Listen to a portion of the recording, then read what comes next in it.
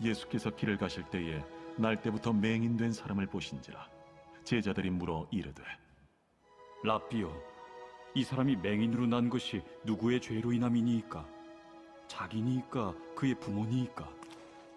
이 사람이나 그 부모의 죄로 인한 것이 아니라 그에게서 하나님이 하시는 일을 나타내고자 하심이라. 때가 아직 낮음에 나를 보내신 이의 일을 우리가 하여야 하리라. 밤이 오리니 그때는 아무도 일할 수 없느니라. 내가 세상에 있는 동안에는 세상의 빛이로라. 이 말씀을 하시고 땅에 침을 뱉어 진흙을 이겨 그의 눈에 바르시고, 실로암 못에 가서 씻으라. 실로암은 번역하면 보냄을 받았다는 뜻이라.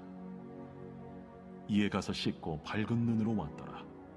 이웃 사람들과 전에 그가 거린인 것을 보았던 사람들이 이르되, 이는 앉아서 구걸하던 자가 아니냐? 그 사람이라. 아니라 그와 비슷하다.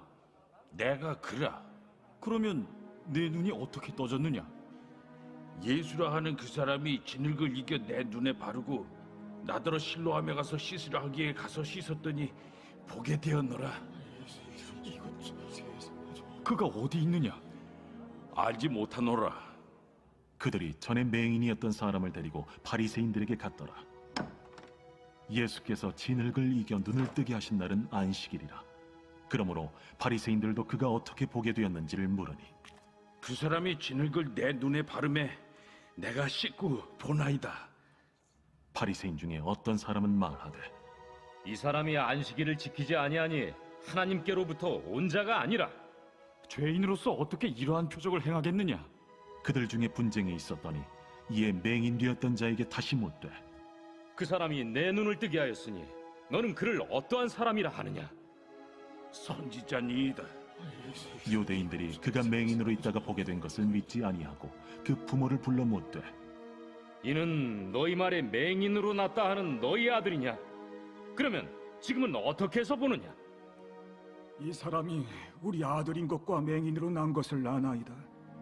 그러나 지금 어떻게 해서 보는지 또는 누가 그 눈을 뜨게 하였는지 우리는 알지 못하나이다.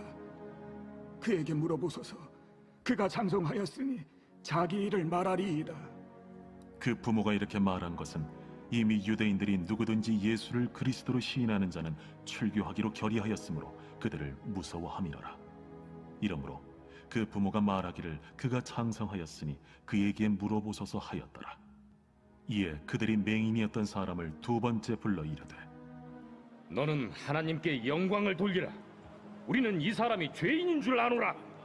그가 죄인인지 내가 알지 못하나 한 가지 아는 것은 내가 맹인으로 있다가 지금 보는 그것이니이다.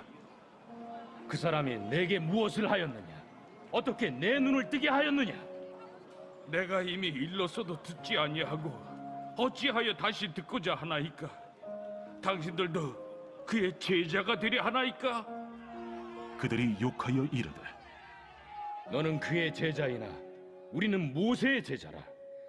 하나님이 모세에게는 말씀하신 줄을 우리가 알거니와 이 사람은 어디서 왔는지 알지 못하노라. 이상하다. 이 사람이 내 눈을 뜨게 하였으되 당신들은 그가 어디서 왔는지 알지 못하는도다. 하나님이 죄인의 말을 듣지 아니하시고 경건하여 그의 뜻대로 행하는 자의 말은 들으시는 줄을 우리가 아나이다. 창세 이후로 맹인으로 난 자의 눈을 뜨게 하였다 함을 듣지 못하였으니 이 사람이 하나님께로부터 오지 아니하였으면 아무 일도 할 수 없으리이다. 내가 온전히 죄 가운데서 나서 우리를 가르치느냐? 하고 이에 쫓아내어 보내니라. 예수께서 그들이 그 사람을 쫓아냈다 하는 말을 들으셨더니 그를 만나사 이르시되, 내가 인자를 믿느냐? 주여, 그가 누구시오니까 내가 믿고자 하나이다. 내가 그를 보았거니와 지금 너와 말하는 자가 그이니라. 주여, 내가 믿나이다. 하고 절하는지라. 내가 심판하러 이 세상에 왔으니 보지 못하는 자들은 보게 하고 보는 자들은 맹인이 되게 하려 함이라. 바리새인 중에 예수와 함께 있던 자들이 이 말씀을 듣고 우리도 맹인인가? 너희가 맹인이 되었더라면 죄가 없으려니와 본다고 하니 너희 죄가 그대로 있느니라. 이제 오늘 하나님께서 우리에게 주시는 말씀을 나누겠습니다. 하나님 말씀은 구약 성경 레위기 3장 1절에서 5절 말씀입니다. 다 같이 일어나서 하나님 말씀을 경청하겠습니다. 하나님 말씀을 봉독하겠습니다. 사람이 만일 화목제의 제물을 예물로 드리되 소로 드리려면 수컷이나 암컷이나 흠 없는 것으로 여호와 앞에 드릴지니 그 예물의 머리에 안수하고 회막문에서 잡을 것이요 아론의 자손 제사장들은 그 피를 제단 사방에 뿌릴 것이며 그는 또 그 화목제의 제물 중에서 여호와께 화제를 드릴지니 곧 내장에 덮인 기름과 내장에 붙은 모든 기름과 두 콩팥과 그 위에 기름 곧 허리 쪽에 있는 것과 간에 덮인 거풀을 콩팥과 함께 떼어낼 것이요 아론의 자손은 그것을 제단 위에 불 위에 있는 나무 위에 번제물 위에서 살을지니 이는 화제라 여호와께 향기로운 냄새니라. 아멘. 이것은 하나님의 말씀입니다. 아멘. 세계 2차 대전 말에 독일의 아헨이라고 하는 지역에 살고 있었던 12살 소년 프리츠 빈켄이라는 소년의 실제 겪었던 그 사건을 한번 소개해 드리려고 합니다. 이 빈켄이라고 하는 소년은 원래 도시에서 살았었는데 전쟁이 나고 또 연합군이 진격해 온다는 소식 때문에 가족과 함께 이제 휘트르겐 숲이라고 하는 그런 아주 깊은 숲에 외딴 오두막으로 그렇게 피신을 해서 피난 생활을 하게 되었습니다. 그런데 그가 이제 그 겪었던 사건을 이제 책에 썼는데요. 그 사건이 벌어진 날은 1944년 12월 24일, 그러니까 크리스마스 이브였습니다. 이 빈켄의 아버지는 제빵사로 일하셨는데 이제 아버지가 퇴근을 하시면 같이 크리스마스 이브 이 파티를 할 수 있을 것이라고 하는 생각에 이 소년의 마음이 기대에 들떴습니다. 그런데 해가 질 무렵 느닷없이 거칠게 문을 두드리는 소리가 들렸습니다. 어머니가 문을 여니까 거기에는 몹시 지친 군인이 두 사람이 서 있었고 그들 뒤에는 다리에 총상을 입은 군인이 또 누워 있었습니다. 어머니와 빈켄은 직감적으로 그들이 바로 적군인 미군이라는 것을 알게 되었습니다. 그래서 굉장히 두려워했어요. 그들은 산속을 헤매다가 어떻게 여기까지 오게 되었다면서 잠깐만 쉬어갈 수 있게 해달라고 그렇게 요청을 하는 것이었습니다. 다행히 어머니가 프랑스어를 조금 할 수 있었고 또 미군 병사 중에 한 명도 프랑스어를 할 수 있어서 의사소통이 되었다고 합니다. 약간의 침묵이 흐른 후에 어머니는 미군들에게 손짓을 하면서 집 안으로 들어오라고 했고 또 부상자를 아들 빈켄의 침대 위에 눕도록 했습니다. 그리고 어머니는 크리스마스 이브 저녁에 쓰려고 했던 닭과 또 감자와 이런 것들을 가져다가 요리를 만들기 시작했습니다. 어머니가 보기에 지금 이 젊은이들은 무서운 적군이 아니라 길을 잃은 불쌍한 소년들로 보였기 때문입니다. 자, 그런데 잠시 후에 또다시 문을 두드리는 소리가 들렸습니다. 아버지가 오신 줄 알고 문을 연 빈켄은 그 자리에 얼어붙고 말았습니다. 왜냐하면 문 밖에는 4명의 독일군이 서 있었기 때문입니다. 뒤따라 나온 어머니도 놀라서 가만히 서 있었습니다. 그들은 분명히 지금 우리 집에 들어온 미군을 추격해 온 것으로 그렇게 보였습니다. 그 당시에 적군을 숨겨주는 행위는 반역죄로 간주돼서 즉시 총살을 해도 무방한 그런 상황이었기 때문에 빈켄과 어머니는 굉장히 두려워할 수밖에 없었습니다. 그러나 미군을 추격해온 것으로 알았던 그 독일 병사들은 어머니에게 날이 밝을 때까지만 추위를 피해서 잠시 쉬어갈 수 있게 해달라고 간청을 하는 것이었습니다. 어머니는 독일군에게도 들어오라고 하시고 병사들은 몹시 기뻐하면서 집 안으로 들어왔습니다.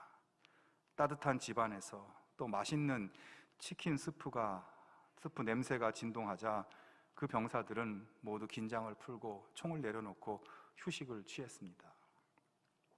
조금 후에 어머니가 독일 병사들에게 먼저 이야기를 꺼냈습니다. 여러분, 그런데 우리 집에 당신들의 친구가 아닐지도 모르는 다른 손님들이 먼저 와 있습니다. 그러자 순간 독일군은 그 말의 의미를 알아채고 들고 있던 총의 방아쇠에 손가락을 걸었습니다. 어머니가 계속 말을 이었습니다. 예수님이 태어나신 크리스마스에 우리 집에서 싸우는 것은 허용할 수 없습니다. 당신들이나 먼저 온 미군들 모두 단지 쉬고 싶어서 여기에 왔을 뿐입니다. 오늘 밤만은 죽이는 일을 잊어버립시다. 내가 맛있는 저녁을 해줄 테니 같이 먹읍시다. 어머니는 그렇게 정중하고도 단호하게 부탁을 했습니다. 어머니의 부탁을 들은 독일군과 미군들은 말을 잘 듣는 아이들처럼 고분고분 총을 내려놓았습니다. 양쪽 다 철모를 벗었는데 드러난 얼굴은 아직도 소년 티가 남아있는 앳된 얼굴들이었어요. 예기치 않은 손님들이 왔기 때문에 어머니는 저녁을 조금 더 준비하게 됐고, 의학 공부를 했다는 독일의 병사가 부상당한 미군의 상처를 돌보며 치료를 해주었습니다. 어느덧 양측 병사들의 눈빛이 부드럽게 바뀌었습니다. 따뜻한 식사가 준비되자 어머니는 모든 병사를 식탁에 모이게 하고 기도를 시작했습니다. 하나님, 이곳에 와 주십시오.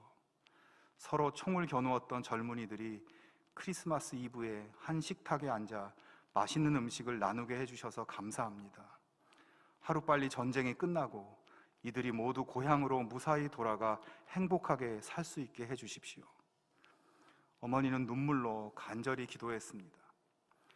그러자 집을 떠나 전쟁터까지 오게 된 양국의 어린 병사들은 그 순간 엄마 품에 안긴 아이처럼 눈물을 흘리며 울기 시작했습니다. 잠시 후 그들은 모두 함께 어머니가 만들어주신 치킨 스프를 맛있게 먹었습니다. 식사가 끝나자 어머니는 밖으로 나가서 함께 별을 보자고 말했습니다. 모두 함께 가장 밝게 빛나는 별을 찾는 동안 그들에게서 전쟁은 어디론지 사라지고 없었습니다. 다음 날 아침 독일군과 미군들은 오두막집에서 악수를 하고 헤어져 반대편으로 걸어갔습니다. 여러분, 이 이야기는 실제 있었던 일인데요.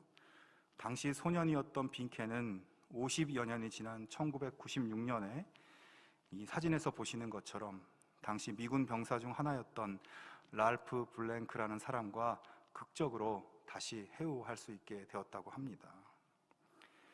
사랑하는 여러분, 그렇게 서로 총뿌리를 겨누는 그 살벌한 현장이 평화로 바뀔 수 있었던 이유는 무엇입니까? 바로 예수님의 사랑으로 그들을 설득하고 위로하고 섬기며 어루만진 빈켄의 어머니 때문이었습니다. 아니, 그 여인이 믿는 예수님께서 그 자리에 함께 계셔서 죽음의 현장일 수 있었던 오두막을 평화의 현장으로 바꾸신 것입니다.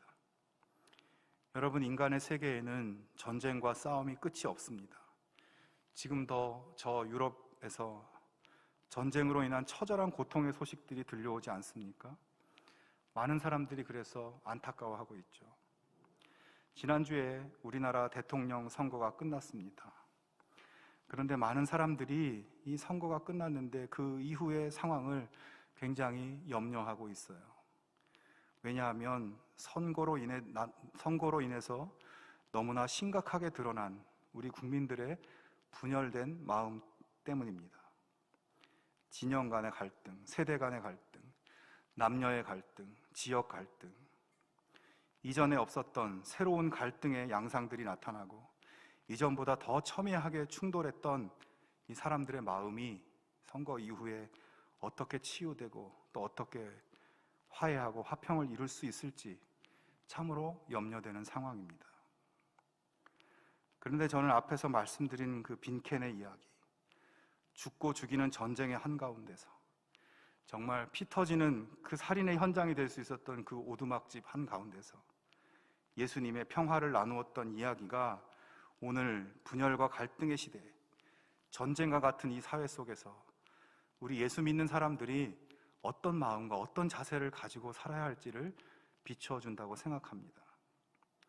오늘 이 시대에 우리 예수 믿는 사람들마저 어느 한편에 서서 상대를 비난하는 일에 앞장서는 것이 아니라 그 갈등의 가운데서 예수님의 겸손과 섬김의 마음으로 예수님의 평화를 나누어야 하는 그 사명이 우리에게 주어진 것이 아닐까요? 여러분, 이 세상에는 정말 주님의 평화가 필요합니다. 그런데 예수님께서는 당신의 평화를 우리들에게 맡기셨다는 것을 여러분 기억할 수 있기를 바랍니다. 우리의 가정, 우리의 일터, 우리의 삶의 자리, 우리나라와 세계 열방 가운데 우리들을 통해서 예수님의 사랑이 따뜻하게 퍼져가고 예수님의 평화가 심어지기를 예수님은 원하고 계십니다. 그런 사명을 기억하며 더욱 기도하고 우리의 모든 삶의 자리에서 섬김과 나눔의 그 씨앗이 되는 그런 삶을 살아갈 수 있기를 주님의 이름으로 축원합니다. 오늘의 말씀은 하나님께서 이스라엘에게 가르쳐 주신 예배 방법 중에서 화목제라는 예배에 대한 말씀입니다. 지난주에 말씀드린 그 번제라는 제사는 이스라엘에서 가장 빈번하게 일반적으로 드렸던 제사인데 가죽을 제외한 제물 전체를 하나님 앞에 드림으로써 예배자의 전적인 헌신과 감사를 드리는 그런 의미가 있었죠. 근데 오늘 나누는 이 화목제라는 예배는 히브리어 명칭으로는 슐라밈이라는 단어입니다. 이 슐라밈이라는 단어의 뿌리는 평화를 뜻하는 샬롬에서 나온 단어예요. 그리고 이 샬롬이라는 말은 무슨 뜻인가 하면 번역하면 평화인데 그 의미는 무엇 하나 부족함이 없는 충만한 상태, 이것이 바로 샬롬입니다. 우리가 살면서 아무것도 부족함이 없고 충만하면 마음이 편안하잖아요.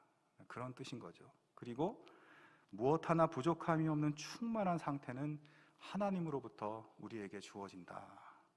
그래서 이스라엘 사람들이 서로 샬롬이라고 인사를 하는 거죠. 하나님께서 당신에게 무엇 하나 부족함이 없는 충만한 그런 평화를 이루기를 바란다는 그런 마음이겠죠. 화목제가 바로 그런 단어에서 나온 예배예요. 화목제는 하나님이 은혜를 베풀어 주셔서 무엇 하나 부족함이 없는 진정한 하나님의 평화가 이루어진 것을 감사하며 드리는 평화의 예배, 기쁨의 예배인 것입니다. 이런 의미를 가지고 있는 화목제는 그래서 주로 하나님께 받은 특별한 은혜를 감사하는 자원자들이 드렸어요. 예를 들어서 내가 농사를 짓는데 올해 농사가 너무 잘 돼서 풍성한 수확을 거두어서, 또는 내가 목축을 하고 있는데 가축들이 다 잘 크고 아픈 가축이 없고 새끼도 많이 낳고 털도 많이 생산하고 그래서 너무 감사해서 자식들이 잘 돼서 여러 가지 특별한 감사의 경우 하나님의 은혜와 무엇 하나 부족함이 없는 평화를 주셔서 기쁨의 마음으로 화목제를 드립니다. 또 한 가지 경우는 예배자가 자신이 기도한 것, 자신이 소원한 것이 이루어졌을 때 그때 또 감사하면서 화목제를 드렸어요. 질병에서 고통하면서 기도했는데 하나님께서 고쳐주셨을 때, 또 하고 있는 일이 굉장히 어렵고 사업이나 이런 게 힘든데 하나님께 기도했더니 하나님께서 이루어 주셨을 때 감사하면서 화목제를 드립니다. 자, 그러면 이 화목제를 어떻게 드리냐? 먼저 하나님께서 주신 그 은혜를 감사하며 드리기를 원하는 예배자는 자신의 가축 중에서 흠이 없는 가축을 성막으로 가지고 옵니다. 가축의 머리에 안수를 하고 그리고 그 가축을 성막 앞에서 잡게 되겠죠. 그때 제사장은 그 피를 받아서 제단 주위에 뿌리게 되고, 그리고 계속해서 예배자는 제단에 올릴 제물을 처리하는데, 번제의 경우에는 제물 전체를 드렸지만 화목제 때는 제물의 내장 부위의 기름과 또 간에 덮인 꺼풀과 콩팥을 떼어내서 제사장에게 건네주고 제사장이 그것을 제단에 올려서 태우도록 그렇게 되어 있었습니다. 그러니까 이 화목제에서는 쉽게 말해서 기름과 콩팥을 드리는 거예요. 하나님께 기름을 바친다는 것은 짐승의 가장 좋은 부위를 드린다는 의미입니다.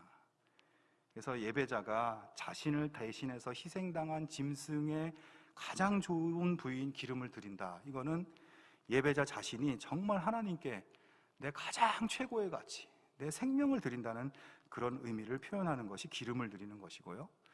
제물의 콩팥을 드린다는 것은, 이 콩팥이라고 하는 이 기관은 성경에, 이 구약 성경에 보면 감정이나 마음이 위치한 곳이 콩팥이라고 생각했어요. 그래서 예배자가 콩팥을 드린다는 것은 자신의 가장 깊은 마음을 하나님께 올려드린다, 이것을 표현하는 것입니다. 그러니까 예배자는 제물의 기름과 콩팥을 드림으로써 자신의 가장 깊은 또 가장 좋고 귀한 것을 하나님께 드리는 것이죠.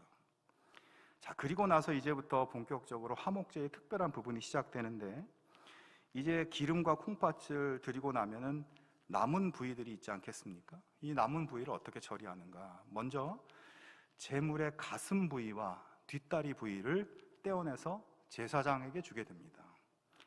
제사장은 여러분, 이 땅도 분배받지 못했고 생계를 유지하기가 어렵기 때문에, 그래서 성전에서 일하면서 백성들이 가져온 제물의 일부를 받아서 생활하게 되는데, 화목제 때는 가슴 부위와 뒷다리 부위를 제사장에게 드린다는 것이죠.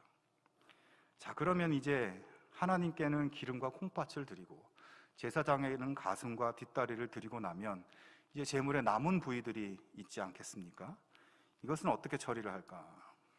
결론부터 말씀드리자면, 그렇게 남은 고기는 예배자들이, 그것을 드렸던 예배자들이 취하도록 했습니다.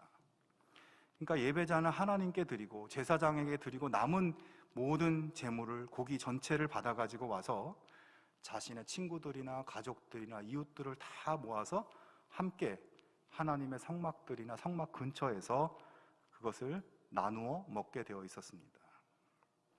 바로 이 부분이 화목제의 아주 특별한 부분이에요. 그러니까 화목제는 하나님께 드렸던 제물의 남은 고기를 제사장에게도 나누어주고, 특별히 예배자와 그 가족과 이웃이 모두 함께 모여서 나누어 먹을 수 있는 그런 예배인 것입니다. 고대 이스라엘에서 고기를 먹는 것은 당시에 최고급 식사에 속했습니다. 고대 시대에 먹을 것이 풍성하지 못했기 때문에 1년 가야 고기를 먹지 못했던 거죠. 우리나라도 조선시대나 이런 시대 때 고기 구경을 할 수가 없었지 않습니까? 마찬가지로 이 고대 이스라엘에서 고기를 먹는다는 것은 정말 최고급 식사인 거예요. 하나님께 드린 제물 중에서 하나님이 돌려주신 하나님의 고기를 예배자와 가족과 이웃들까지 함께 모여서 최고의 식사를 함께 나누는 것이죠. 그렇게 할 때 그 현장 분위기가 어떻겠습니까? 정말로 즐겁고 기쁘고 정말 잔치 분위기였겠죠. 제가 가끔 우리 교회 교육자들과 함께 식사를 하는 경우가 있는데, 요즘은 코로나라서 그것도 못하지만 식사를 하러 갈 때 어떤 메뉴보다 고깃집에 가면 다 좋아하더라고요. 고기를 먹는 식사는 이스라엘이나 지금 21세기나 다 즐거운 식사인 거예요. 고기 싫어하시는 분도 있으시겠지만, 아무튼 화목제는 한 예배자의 개인의 기쁨과 감사의 제목으로 시작되었지만, 그 사람의 기쁨과 감사의 즐거움이 이제 이 예배자 자신을 넘어서서 하나님이 나누어 주시는 음식을 함께 나누면서 그 가족의 기쁨이 되고, 그 집에 거하는 일꾼들의 기쁨이 되고, 그의 친구들과 이웃들의 기쁨이 되고, 그 지역에 거하는 마을 사람들의 기쁨이 되는 것이 바로 화목제였습니다. 여러분, 우리가 한번 성경 속의 시대로, 이 말씀의 시대로 한번 우리가 돌아가서 타임머신을 타고 돌아가서 거기에 있다고 한번 상상해 보십시오. 내 주변에 어떤 사람이 풍년이 들어서 화목제를 드린다고 하면서 나를 그 식사에 초대한 거예요. 하나님께 드린 제물을 다시 받아서 그 고기를 먹으며 잔치를 벌이는데 나를 초청했어요. 다른 이웃 사람들과 함께 저도 갔어요. 얼마나 즐겁게 식사를 하겠습니까? 모두 함께 그 사람을 축하하면서 하나님이 주신 은혜를 감사하면서 그렇게 함께 나누겠죠. 그러면서 또 그런 마음도 들 겁니다. 야, 나도 저 사람이 받은 저런 은혜와 축복을 나도 좀 받았으면 좋겠다 하는 소망의 마음이 들겠죠. 더 나아가서 그런 은혜와 복을 받기 위해서 나도 믿음의 삶을 열심히 살아야 되겠다, 나도 기도도 더 열심히 하고 그렇게 해야 되겠다, 다짐도 하고, 이렇게 믿음이 참여하면서 내가 새로워지지 않겠습니까? 그러므로 이 기쁨과 감사의 잔치는 예배자와 함께 마을의 모든 사람들이 하나님의 평강과 은혜를 기쁨으로 나누고 또 축복의 근원이신 하나님께 그 베푸실 복을 기대하면서 소망을 가지고 믿음이 새로워지는 그런 행복의 잔치였던 것이에요. 여러분, 화목제야말로 구약의 여러 가지 제사 중에서 가장 극적인 예배였습니다. 모든 예배를 절정으로 이끄는 예배였어요. 왜냐하면 속죄제나 속건제 같은 제사는 내가 지은 죄를 속죄받는 그런 제사였고, 번제는 나의 헌신을 드리는 제사였어요. 그리고 나서 화목제는 하나님이 나누어 주신 제물을 받아서 나누어 먹으면서 함께 공동체가 정말 기쁨과 하나님의 평화, 그것을 나누는 그런 예배였기 때문입니다. 그러니까 마무리가 이렇게 기쁨과 즐거움으로 끝나게 되는 거예요. 사랑하는 여러분, 그런데 이 고대 시대의 중동 지역에서 이스라엘 민족이 했던 이 화목제가 오늘 대한민국에 사는 우리에게 어떤 영적인 의미가 있는 것일까요? 화목제 예배를 통해서 하나님께서는 화목 제물을 예배자뿐 아니라 제사장과 예배자 주변의 이웃들에게 나누어 주시고 모두의 즐거움과 기쁨이 되게 하신다는 이 화목제의 의미 속에서 오늘 우리는 무엇을 생각할 수 있을까요? 우리는 먼저 자기 몸을 제물로서 희생하신 예수님을 생각해 보지 않을 수 없습니다.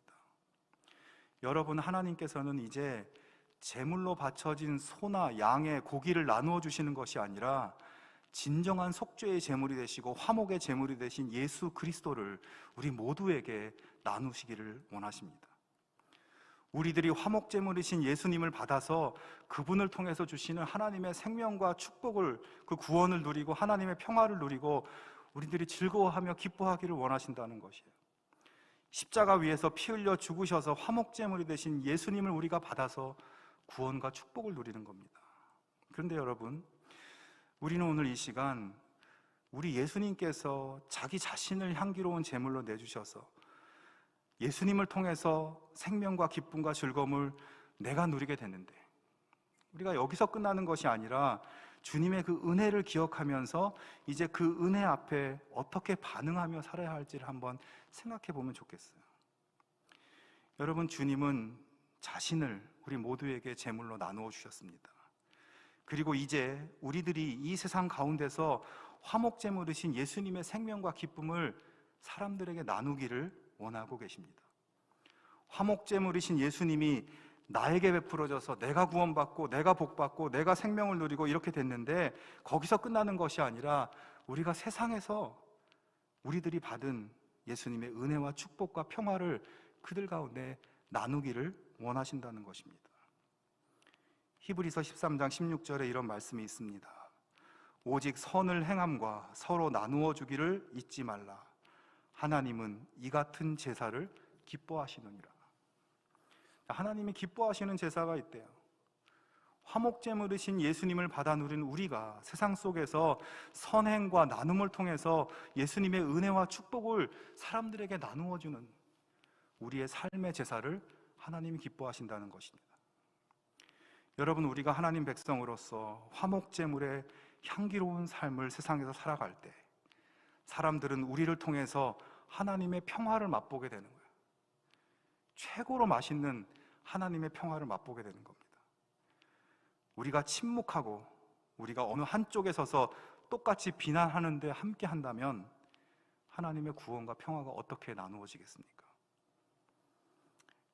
연세대학교 명예교수이자 철학자인 김형석 교수님이라는 분 잘 아시죠? 올해 벌써 103세가 되셨다고 하는데, 이분의 책에 이런 이야기가 있습니다. 이 교수님이 젊어서 미국에 머물던 시절에 이제 UN 본부를 이제 견학을 한 일이 있었다고 합니다. 세계 평화를 위해서 만들어진 UN 본부였기 때문에 이 교수님이 굉장히 큰 기대를 하고 방청석에 앉았어요. 근데 그때 때마침 안전보장이사회라는 것이 그 회의가 공고가 된 것이에요. 소집된 것입니다. 안전보장이사회, 우리나라 6.25 때도 이 회의가 아주 중요했지 않습니까? 지금도 마찬가지지만 교수님이 거기 가셨는데 10분 후에 바로 그 회의가 진행된다는 거예요. 세계 곳곳에서 분쟁과 전쟁과 이런 것들이 일어나는데 이걸 화해시키고 또 평화를 위해서 머리를 맞대는 안전보장이사회가 이거 아무 때나 볼 수 없기 때문에 굉장히 기대하면서 그 회의를 기다렸습니다. 그러나 잠시 후에 회의 시간 정각이 됐는데도 아무도 나타나지를 않는 거예요. 무려 1시간이 훨씬 지나서야 하나 둘씩 나타나서 자리를 잡고, 회의에 임하는 자세는 더욱 엉망이어서 진지한 구석이라고는 찾아볼 수 없었다고 합니다. 그리고 각자 자기 할 말과 자기 주장을 발표하고 나면 다른 대표가 나와서 하는 이야기는 들으려고 하지도 않고 딴전을 부리거나 잡담을 하거나 그러다가 그냥 퇴장해 버렸다는 거예요. 교수님은 그런 광경을 보고 너무 큰 실망감이 들었습니다. 과연 이런 사람들에게 세계의 평화를 맡겨도 좋을 것인가? 마음이 너무 무거웠습니다. 그런데 그날 저녁 교수님은 지인의 소개로 숙소 주변의 한 마을에 농사를 짓는 어떤 사람의 초대를 받아서 그 집에 가게 되었습니다. 조촐하지만 단란한 식탁에 마주 앉게 되었고, 집주인 농부가 기도를 드렸습니다. 그는 하나님께 오늘 저녁 이 양식을 주셔서 감사를 드리고, 오늘 오신 김 교수님의 나라인 한국을 지켜주시기를 기도하고, 또 온 세계가 평화 가운데서 서로 인류애를 가지고 살아가게 해달라고 그런 내용으로 간절히 기도를 하는 겁니다. 그의 기도를 듣고 있던 교수님의 눈에는 눈물이 맺혔습니다. 세계 평화를 위해서 일한다는 안전보장이사회에서의 답답했던 가슴이 한 농부의 기도를 통해서 편안하게 되었습니다.